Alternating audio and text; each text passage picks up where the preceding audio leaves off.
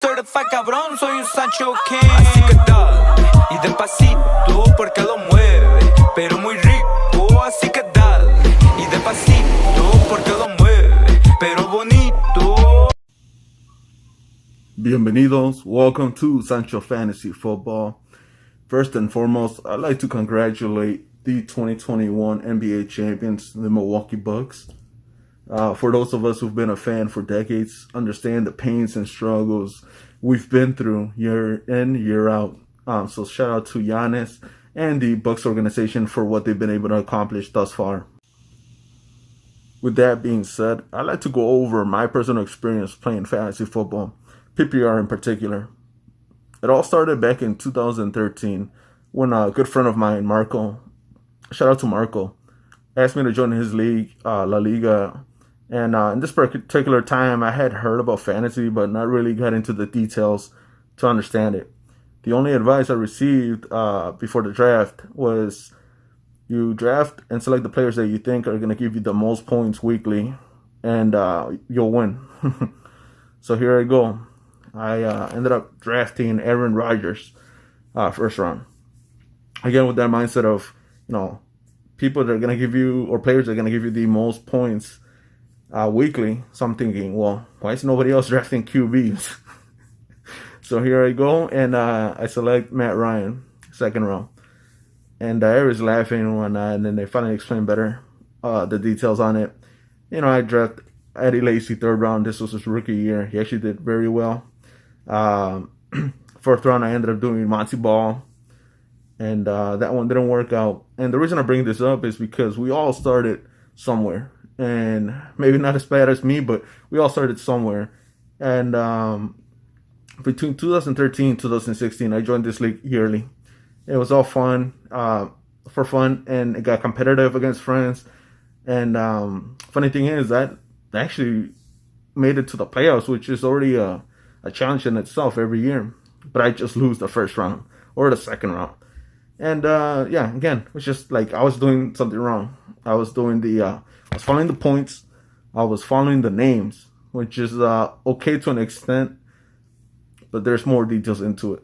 And then this is why I started this channel, so we can go over those experiences and my point of view of fantasy. In 2017, I actually stepped away from the league to focus on some other personal matters.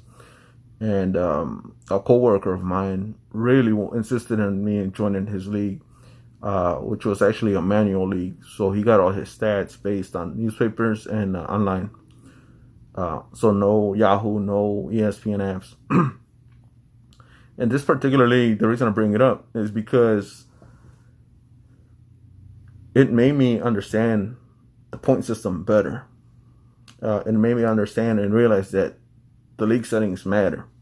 And so this is where I was getting more technical. And it also made me understand the players better, made me understand the teams better. And long story short, it was me and him as the commissioner at the finals. And first finals for myself. And actually, when I won 70 plus points. And it felt amazing, and actually motivated me to get more involved the following years. And so the following years, I actually ended up joining. So this was 2017. 2018, I joined two leagues. Again, long story short, I won both. I knew there was more involved in fantasy at this point. I was understanding it better. And perfect. 2019, I joined three leagues. I made it into two finals, won one, and lost the other one. I believe I still made it to the playoffs as well. 2020, I joined three leagues as well, and I actually won one. Made the semifinals 2-1, and the other one, and the other one, I'm gonna put an asterisk next to it because on this one I purposely drafted players that I would have never drafted ever.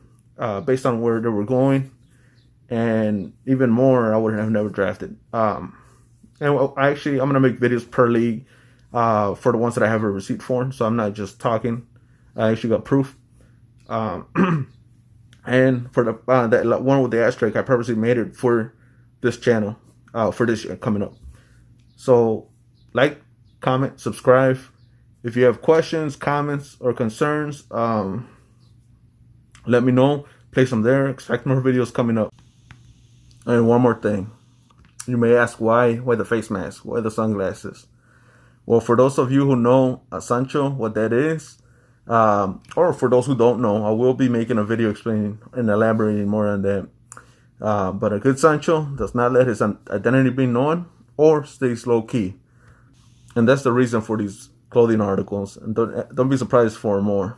With that being said, talk to you later. Adios. Certified cabrón, soy un Sancho King. Así que dale, y despacito porque lo mueve, pero muy rico, así que dale, y despacito porque lo mueve.